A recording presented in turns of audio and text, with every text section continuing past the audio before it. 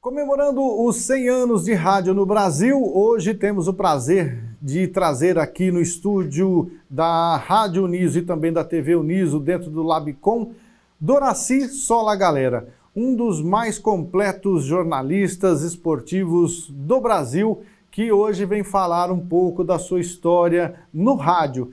Doninha, seja bem-vindo à Universidade de Sorocaba para contar um pouco da sua história dentro do jornal e também do rádio.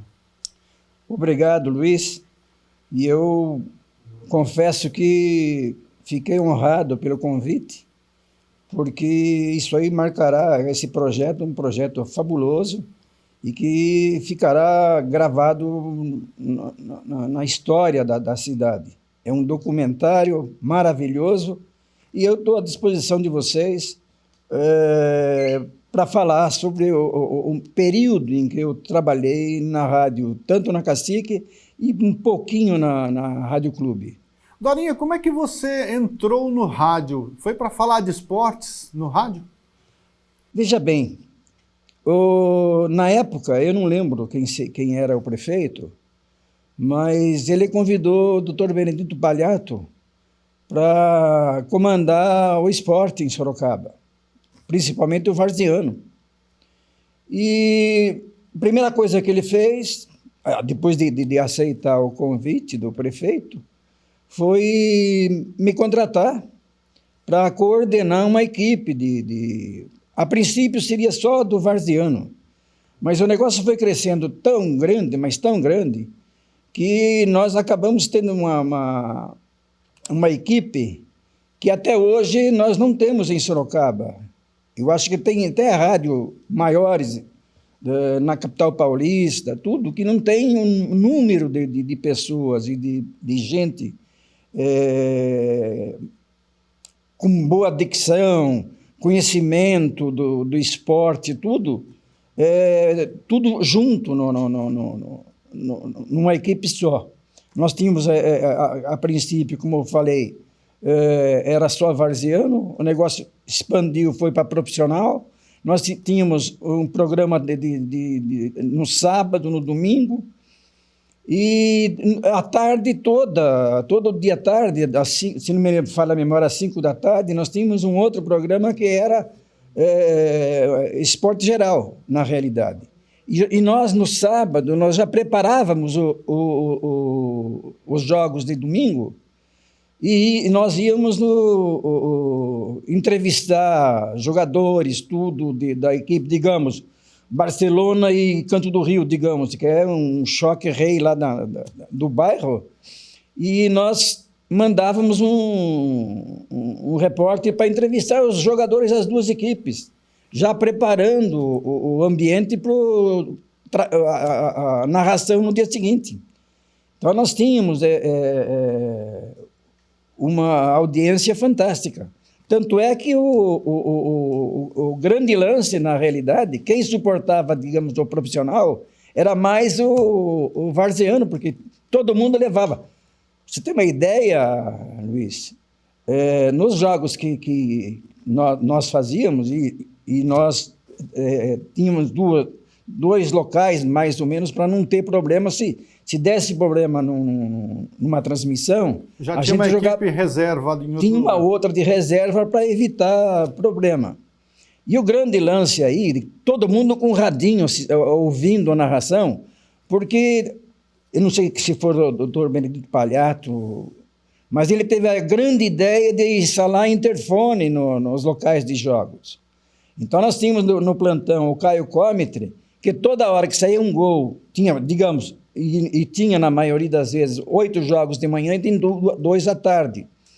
Mas esses 8 jogos de manhã tinham resultado na hora. Então, não precisava, o pessoal do bairro todo ia para lá e de radinho, né? Coisa diferente. Hoje, nem no profissional, o pessoal não leva rádio. A equipe que foi montada, Dorinha, teve um nome, Timão do Povo. De onde surgiu essa equipe esportiva lá na Rádio Cacique? Qual é o nome, qual é a origem disso? Pois é, nós tínhamos que definir, digamos, um nome, e o José Rubens Bismara, que era o dono da rádio, ele que sugeriu esse nome e pegou. E nós, foi como Timão do Povo, Timão do Povo e Timão do Povo. Eu não sei, recentemente saiu alguém aí com outro nome, com o mesmo nome, quer dizer, eu não sei se é o caso mas é porque o nome era um nome forte. Então, a equipe do Timão do Povo vai narrar amanhã América e Avenida. Então, todo mundo ficava já pronto para ouvir a narração. E olha, não só a narração, o campo ficava lotado. Teve clássicos de varzianos aí, que tinha mais gente do que o profissional no jogo do São Bento. Tinha mais gente que o jogo do Santos, é isso? Do Santos não, nem tanto assim. Mas, tanto é verdade que na final, numa das finais, o campo de estrada estava superlotado. Era um absurdo o que tinha de gente. Claro, havia um estímulo em relação à presença de público, porque, além disso, o doutor Benedito Palhato sorteava uns prêmios. E eu lembro que, mas independente disso daí, os bairros iam todos para ver a final. Olha, a equipe Timão do Povo, à época, Dorinha, vou falar alguns nomes aqui, me corrija se eu estiver errado. Tinha lá Paulo Moraes, Edgar Felipe, tinha Heraldo de Oliveira, Valentim dos Santos, Edno Camargo, Alexandre Moreto, tinha lá Cláudio Tadeu Tirola, Alexandre Freitas, o Falinha, Luiz Francisco, vários nomes que compunham esta equipe. Era uma equipe muito forte e que narrava tanto o varziano como times grandes da capital, era isso? Era. E olha, nós narramos inclusive um jogo da seleção brasileira que foi em Curitiba. Foi uma equipe para lá, o Paulo Moraes, o Edgar Felipe, que era o narrador, e eles foram para lá transmitiram o jogo eu não vi uma rádio hoje, com o YouTube, essas coisas, tá fácil narrar daqui, se narra o jogo qualquer, mas sair daqui para ir para lá, eu acho que foi só a outro estado, o Timão do Povo. O Timão do Povo também tinha outras características. Por exemplo, foi montado um carro, né, todo personalizado. Aquela época, aquilo foi uma revolução, né? Um carro pintado, bonito, com as logomarcas das empresas. Isso também foi da sua época, né, Dorinha? Foi, me parece que a ideia foi do Kiko e do Dr. Benedito. Inclua aí também, o Kiko Palhato começou com a gente lá como repórter no Timão do Povo. Pegou gosto pelo rádio, tanto é que o pai dele também acabou adquirindo a rádio, a Ipanema, era do Dr. Benedito, e eu não sei se era do Flávio Chaves ou do Teodoro Mendes. E no fim o Dr. Benedito acabou comprando ela, a outra parte, e ficou com o Kiko.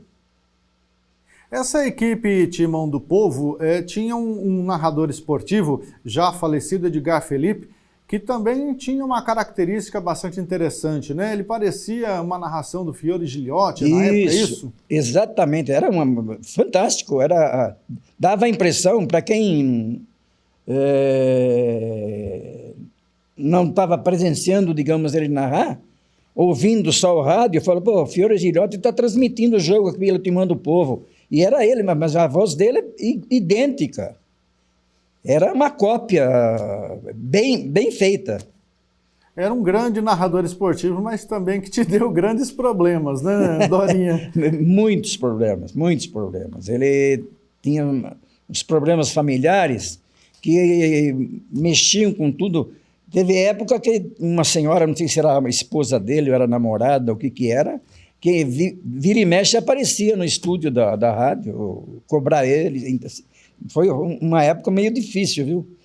E também esse mesmo narrador fez um churrasco também dentro do apartamento, é isso, Dorinha? Para você ver o grau de inteligência desse cidadão. Era um belo do narrador, mas para por aí. Os problemas eram bastante, né? Esses são os bastidores do rádio nesses 100 anos do rádio no Brasil, comemorado aqui pela Universidade de Sorocaba. Agora tem aqui alguns nomes que eu gostaria que você falasse, Dorinha, porque você acompanhou esse pessoal, essas pessoas fazem parte disso, né? Cláudio Tadeu Tirola. Pois é, o Cláudio Tadeu Tirola era funcionário público e trabalhava na Secretaria de Esportes. E ele, conversando com o doutor Benedito, doutor Dorinha, põe ele em algum campo de futebol para passar informação, tudo. E ele aproveitou, digamos, essa dica. Ele fazia parte da equipe, tudo. Você lembra, tinha aqueles coletes do Timão do Povo, tudo? E ele aproveitava e soltava uns versinhos. Toda hora que ele entrava, o Caio Cómetro já ficava indignado, porque ele já vinha com um versinho pronto.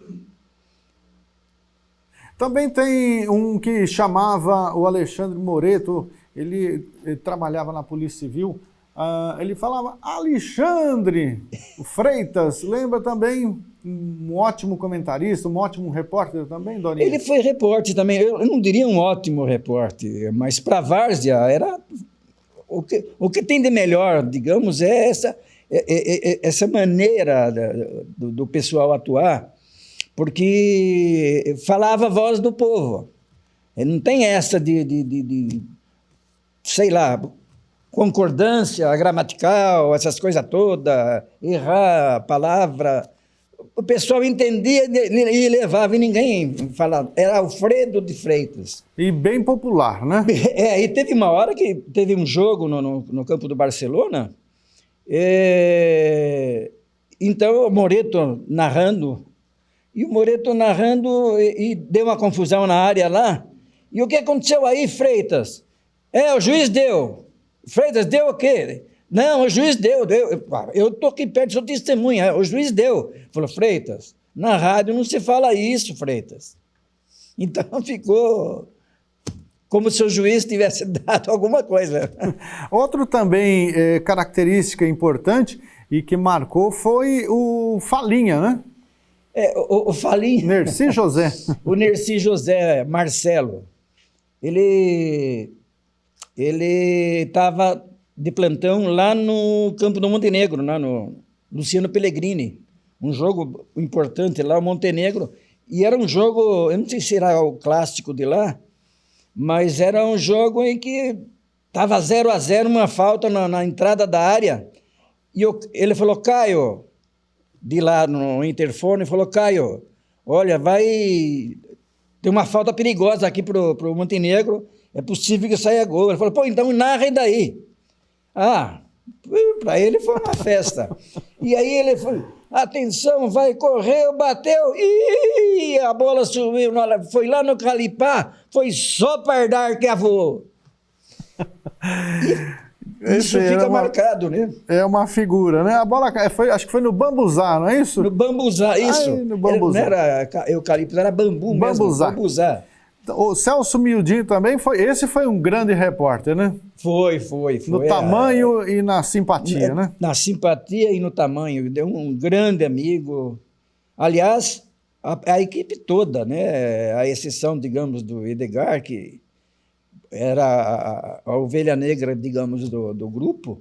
O resto era todos amigos e não tinha problema. Eu fazia escala, alguns queriam narrar mais o profissional.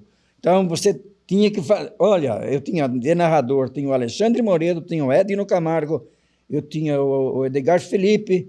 Valentim dos Santos. O Antônio Edson, Valentim dos Santos, são 5. Você já imaginou. Eu tinha 2 escalações de manhã e uma à tarde. 2 ficariam de fora. Por falar em Valentim dos Santos, ele conseguiu realizar o seu sonho, Dorinha, de ser um narrador esportivo por um dia. Conta essa história aqui pra gente. Foi, mas culpa do Luizinho e do Caio Cometri. Porque nós estávamos lá o doutor Benedito mandou construir, digamos, uma cabine que o Várzea não tinha lugar nenhum, você sabe que é difícil. Plano, né? Mesmo nível do público ali, mesmo né? No nível chão. do público. Então mandou construir uma de madeira e nós estávamos lá em cima, narrando o jogo, o Valentim dos Santos narrando, eu comentando, e nós não tínhamos, digamos, um repórter de campo, digamos, para salvar ou para continuar ou fazer uma entrevista, alguma coisa assim, enquanto ele porque ele chegou, o Valentim dos Santos, ele estava narrando e de repente caiu a pressão dele. E a bola estava como... E caiu. E eu fiquei desesperado, peguei o microfone e falei, Caio, o que a gente vai fazer agora? Dá um jeito. Ele falou, não, segue daí, você vira. E eu tive que narrar o jogo, quer dizer, meio na marra, quando ele poderia, ele e você, que era técnico de som, colocar uma música, alguma coisa assim, até a recuperação do Valentim. E o Valentim, nesse jogo, ele não viu um gol, né? Ele teve esse problema de pressão e aconteceu um gol, ele não viu esse gol, né? Não. Quando ele acordou, já estava 1-0. E ele não tinha narrado, não. E nesse jogo me lembro que Doraci Sola, a galera narrando, né? E não sabia da real situação, dando risada. E Kiko Palhato também nesse jogo era repórter, também não aguentava na risada. Ou seja, todo mundo caiu na risada. Até hoje o Kiko me cobra, falou, Dorinha, e aquele... E, olha, marcou, viu, o Luiz. Nós tivemos... tem o Daniel também, que era comentarista, lembra? Lá de Salto de Pirapora. Exatamente. Nesse jogo, o Valentim, ele falava Canto do Rio do Surupipi, né? Isso marcou bastante. Também tem uma história interessante do Luiz Francisco da Silva, que também era um dos contratados. Duas histórias, Luiz. Tem duas? Duas histórias. Uma delas, ele ia sair candidato, eu não me lembro bem se era para prefeito, acho que deputado estadual. E o doutor Benedito Palhato falou, Dorinha, abre espaço para o Luiz, dá espaço para o Luiz falar, porque ele é candidato, tudo e a audiência era muito grande. Então, foi num sábado, veteranos do Espanha e um outro time de veteranos lá. E foram entrevistar o Luiz Francisco. 20 minutos ele no microfone ainda, o time jogando com 10 e o Jara na reserva. O Jara queria matar o treinador, porque o time, ele na entrevista, jogando com 10 e ele na reserva de um time que ele poderia estar jogando, né? E a outra é que lá no Maria do Carmo, o Luiz Francisco foi agradecer o doutor Benedito Palhato e falou, eu queria agradecer ao doutor Benedito Palhaço, e aí foi Deus nos acuda, né? Até ele consertar. Foi um erro aí silábico e acabou causando problema. Né? Que vai soltando a voz e pensa que às vezes é automático, né? É uma flecha atirada, não volta mais, ficou para a história. Não volta. Né? A rádio tem essa, né? Agora, Dorinha, você falou bastante em Benedito Palhato. Ele foi o grande nome do esporte em Sorocaba, com essa visão de colocar uma equipe de esportes, tanto para fazer varziano, futebol profissional, basquete e tudo mais. Você acha que foi o grande nome? Foi. E foi uma época de ouro, né? Eu digo que nós tivemos 2 épocas de ouro do varziano. A primeira com o Rubens Pérez, o Panhó, que tomava conta do Varziano e começou, e nós tínhamos grandes equipes também, Santa Terezinha, Olaria, Alberflex, Brahma. Brahma era um time só de profissionais, ex-profissionais. Foi campeão, tudo. E o doutor Benedito, nos anos 80, quando ele assumiu, não teve... Olha, com todo respeito ao passado, mas foi uma época que marcou, e marcou demais. Tanto é que hoje você vai no campo para assistir um jogo de várzea, não tem 100 pessoas, 50 pessoas, se tiver muito. E é tudo parente do jogador que está lá assistindo, porque, na realidade, não chama mais atenção. Nós tínhamos grandes clássicos aí. O bairro se envolvia naquela época. Hoje, ninguém mais faz isso. É raro. De vez em quando, às vezes eu vejo, mas é o pessoal da Zona Norte que vem em caminhão, vem, sabe, freta um ônibus, sei lá. Mas vem, é um pessoal do bairro, mas é raro acontecer isso. Naquela época, 1985, 86, eu me lembro que o Dr. Benedito Palhato, um incentivador do futebol varziano da cidade, do próprio bolso ele bancava o sorteio de motos, carros no final dessas partidas. Bicicletas. Isso incentivava também, né? Só um adendo aí, Luiz. Você falou, nós falamos só da atuação dele no varziano, mas não podemos esquecer do basquete. Basquete, a Minercal foi campeão de tudo o que disputou. E tudo quem bancava era a Minercal, era o Palhato que bancava. A prefeitura cedia apenas o ginásio, que era o mínimo que ele podia fazer, era isso. O resto, ele que se virava. Eu lembro que eu fui o primeiro cara a entrevistar a Hortência, quando ela foi contratada, na casa do Dr. Benedito Palhato. A Hortência veio para a Minercal e eu que fui fazer a entrevista com ela lá na casa do Dr. Benedito. O Kiko devia ter uns 14 anos, mais ou menos, naquela época. Dorinha, você também, além do rádio, né, você sempre escreveu para os jornais da cidade, além de falar as notícias no rádio, sempre do esporte. Você sempre esteve atualizado e hoje ainda você faz isso com a sua página social? Faço. Eu gosto de esporte, né, Luiz? E eu, sem interesse nenhum, eu cheguei a ter, estou com 5 mil, quase 5 mil, porque às vezes eu bloqueio um ou outro que sai fora do ritmo, porque independente, digamos, do esporte, de vez em quando eu também dou meus palpites na política, e política você sabe que gera muita discordância. Eu sou, digamos, conservador, o outro é de esquerda, então não há uma compatibilização, você entendeu?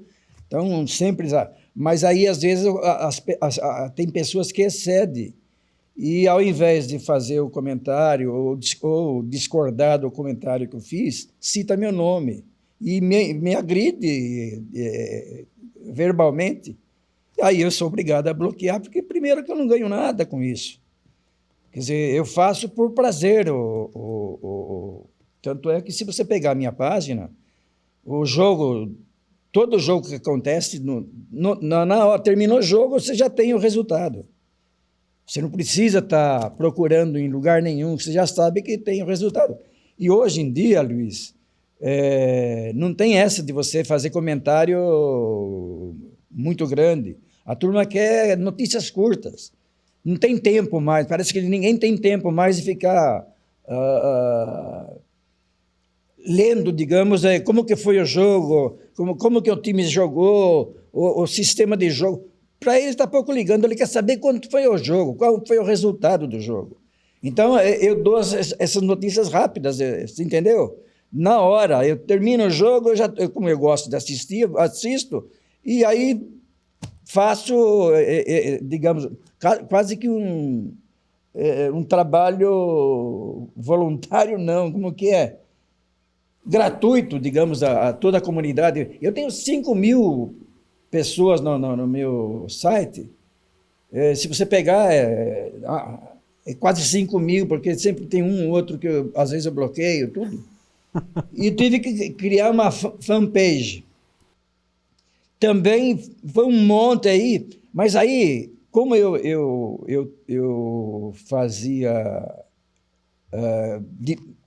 as mesmas notícias, digamos, de um de outro, era sempre lá, mas começou uns grupos de pessoas aí não concordantes com minhas opiniões, às vezes, de política, e eu cancelei a fanpage. Simplesmente falei, não tenho obrigação nenhuma de ficar ouvindo ou lendo uns absurdos, então parei com a fanpage, fico só com uma coisa. E aí, ao invés de fazer a publicação, se pública, eu agora só mando para os amigos. Só os meus amigos é que podem entrar na minha página. Aqueles orelhudo que vira e mexe, ficava de plantão. Né? Aí depois, o duro é isso, você vai ver a pessoa que discorda com você e ele não tem nenhuma publicação na página dele. Só por discordar. Né? Só por discordar. Dorinha, você também é um grande de um corneta, né? Você gosta das piadinhas e você criou o Risos da Galera. Conte pra gente um pouco dessa história do Risos da Galera. O que te levou a isso? Eu tinha muita amizade com quase todo o pessoal de esportes, do São Bento, tudo. E vira e mexe, com todo respeito, o Cruzeiro do Sul era, digamos, o maior jornal da cidade, sempre foi. E eu tinha um relacionamento muito bom com a diretoria do São Bento, essas coisas todas. Edgar Moura, eu ia no escritório dele, quase sempre ele tinha informação, porque ele era presidente, depois era diretor de esportes, conselheiro, mas ele sempre agindo em benefício do São Bento. E aí ele falou, Dorinha, por que você não cria uma coluna aí? Aproveita seu sobrenome aí, põe Risos da Galera. E eu falei, puxa, Edgar, mas como que eu vou abastecer de tantas histórias aí? Não é que começou a surgir história uma atrás da outra na várzea e os caras contando para mim? E aí eu falei, vamos lá. Sabe que Luizinho ficou quase 20 anos essa coluna, 18, se não me falha a memória, 18 anos a coluna. E qual a história que você lembra do Riso da Galera que você mais gostou, que deu mais repercussão, Dorinha? Todas eu gostava, Luiz, mas tinha algumas que a gente não acredita. Eu lembro uma vez que o Edgar, ele sempre ia lá em Votorantim tomar um café naquela padaria do Padrão, lembra do Padrão? Padaria Padrão em Votorantim. E o Muca foi junto, então era Muca, o Edgar, tinha mais uns outros amigos, acho que o Dir Melhorini, uma turma que se reunia sempre lá para tomar um café, e aí o Muca chegou, o homem da pedra lá, o Muca, e aí o Edgar falou, ô Muca, tudo bem? Foi bom que você chegou agora. Quer tomar um café com... Café com leite, cappuccino? Um cappuccino? Ele falou, não. Não, quer tomar um café conosco? Eu falei, conosco não, eu quero só um cafezinho puro mesmo. Muito bom. Dorinha, você trabalhou no rádio numa década de ouro aí, Timão do Povo, Rádio Cacique com a equipe varziano, equipe de esportes que acompanhava futebol estadual, nível nacional, internacional, basquete, vôlei. Você acompanhou tudo isso. Como é que você vê o rádio hoje? Acompanha tudo isso? É falho? Hoje está mais difícil para o rádio, Luiz, em função da própria internet. O YouTube, Tem uma série de pessoas, de ferramentas que entraram dentro da internet e que dificulta realmente a locução, digamos, o rádio em si, porque ele tem que ter um programa muito bem feito para tentar conseguir anúncios, porque hoje você vê até a TVT está anunciando quase que gratuitamente. O negócio mudou de tal forma que hoje não tem mais essa de... O rádio, sempre vai existir o rádio, porque o rádio dá a notícia na hora, não tem essa é a mesma coisa que a internet. O rádio é mais rápido que a internet, inclusive. Se você estiver perto do acontecimento, na hora você dá a informação e a turma... E depois tem outra, há uma tradição, digamos, quem gosta de ouvir cacique, só vai ouvir cacique. Quem gosta de clube, vai ouvir clube, e assim por diante. Tem o meu filho que gosta de ouvir a Jovem Pan, por causa dos comentários, dos comentaristas, do Vampeta, que vira e mexe, ele é um outro Risos da Galera, na realidade, no rádio, porque ele conta histórias fantásticas que ele passou. E isso aí leva a uma audiência muito grande. Eu acho que o rádio tem que se preparar melhor também e acompanhar a evolução. Ele não deve ficar só naquele, sabe, essa hora só sertaneja, essa hora só samba, essa hora aqui só jazz. Você entendeu? Eu lembro, eu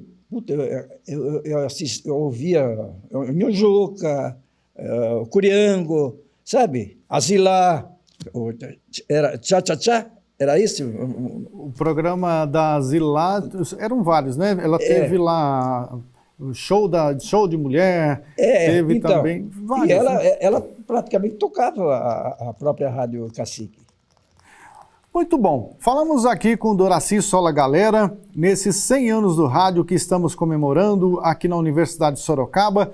Dorinha, muitíssimo obrigado pela sua vinda aqui. Você que hoje, na data dessa gravação, já está com 76 anos. Tomara que você tenha uma vida longa para falar bastante no rádio, para arrumar bastante briga aí na internet com os cornetas, que tenha o riso da galera e que você possa estar bem e com saúde. Muito obrigado. A Universidade de Sorocaba agradece a sua vinda aqui para falar desses 100 anos do rádio. Quem agradece sou eu. Eu que agradeço o convite de vocês. Confesso que fiquei honrado com tudo isso. Apesar de não ficar, eu ser mais jornalista do que radialista, mas mesmo assim, muito obrigado ao Niso e parabéns pelo projeto. Esse projeto foi fantástico.